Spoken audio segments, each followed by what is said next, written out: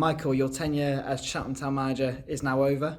Moving on to new things. How do you view Cheltenham Town as a club in terms of what it's done for your career, perhaps in two different ways? I think everyone knows I've had 27 years in football and I've had two football clubs, so I think it's pretty obvious the two clubs that are close to my heart. Been a big part of my life.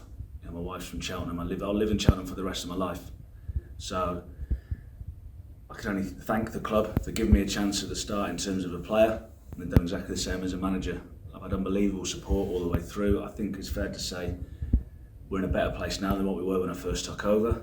That came into the thinking of it in terms of I do have to live in the town. I don't want to outstay my welcome. I know that I've moved it forward. So it's lots of thank yous to the board. All of the board, has been a few changes at the time, but I've had brilliant support. All of the players, from Luke Varney being the first one, I can't name them all, but they've all had a part to play all the way along the journey, and the staff as well.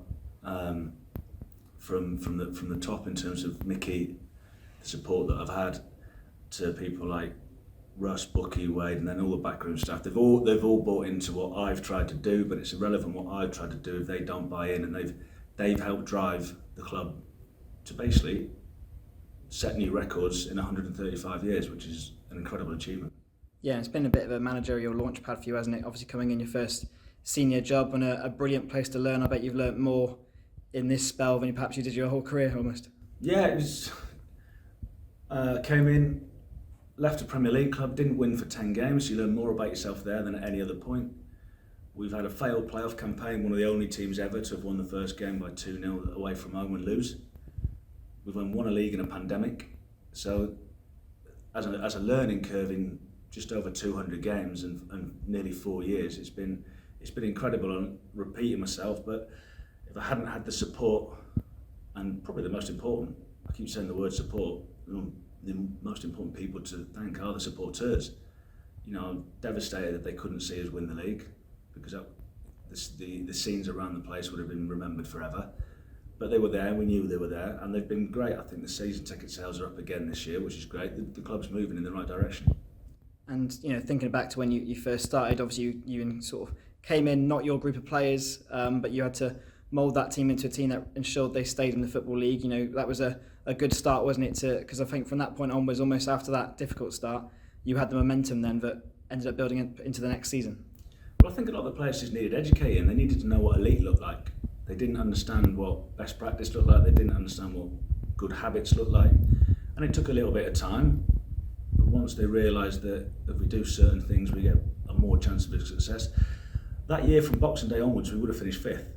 No one else would have known that, because we ended up being 16th in the league because we had such a bad start.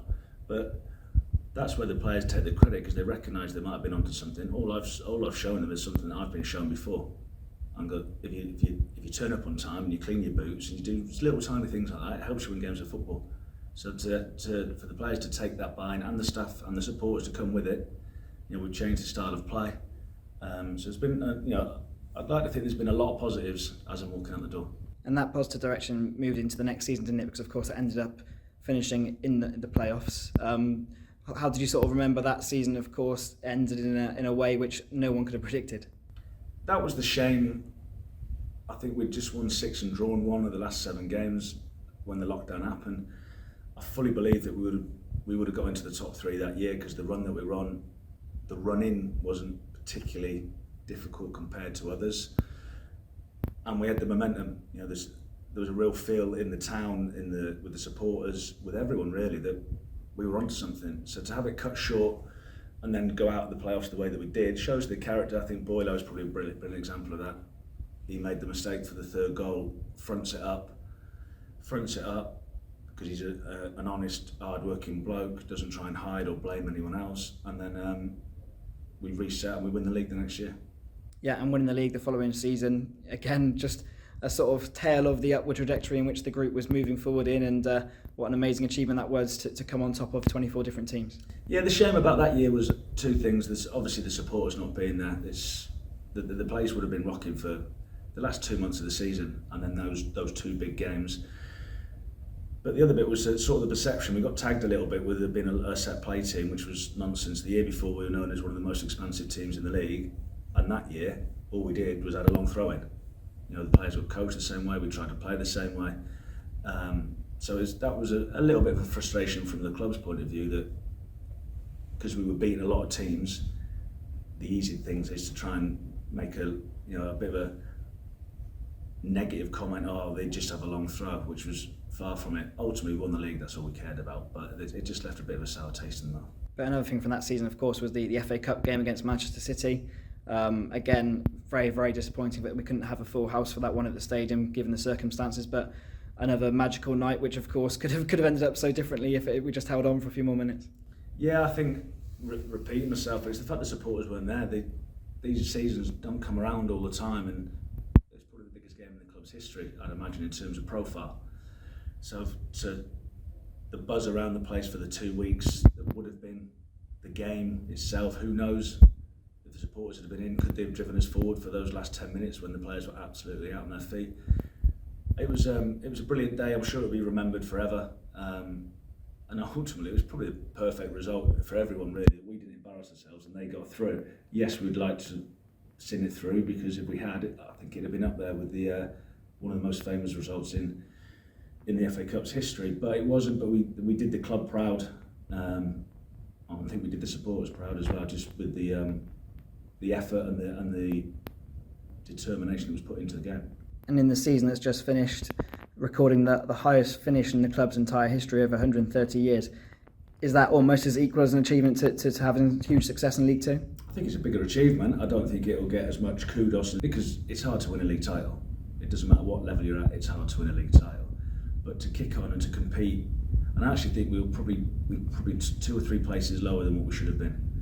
But to compete against some of the size of the clubs that there are in that league, and to never be in the bottom 4. So I think it was 16 points clear of relegation in the end, and that was the only aim, is to stay in the league. So to do it so comfortably was an amazing achievement. And the reality of football now, obviously you're moving on to pastures new. Is that brutal reality that of course people do move on, but of course whenever you're at a club you've got to try and leave it in a better place than when you first picked it up, and I suppose you're very proud to say that you've done just that at Cheltenham Town. Yeah, that's the thing I'm most proud of. It's, again, repeating myself, I live in the town, so my kids go to school in the town. So I know a lot of people, and I want to be able to walk around the town and hold my head up high and go, no, I know where I've walked in the door and where I've left it. It's been all those things that we've just talked about. It's been great. So I don't want to outstay my welcome. I am ambitious. I do want to move on. So it just feels like the right time. Yeah, and you've got a new challenge now, but you think Cheltenham as a club can continue to sort of build on what you've built, because of course there is a bit of a platform there that perhaps wasn't there historically at the club before. I think there's a bit more continuity. I think all parts of the football club are in a better place, in terms of from the board all the way down to the academy. I think we had 11 debuts or 11 academy players get involved last year, so that shows that's improving. Hopefully whoever comes in will find that it has been left in a good place and it doesn't need a total rebuild.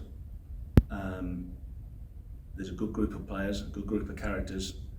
Obviously you've lost a few that needs to be added to, but I don't think it's a car crash, and hopefully whoever can come in can pick it up and move it forward again.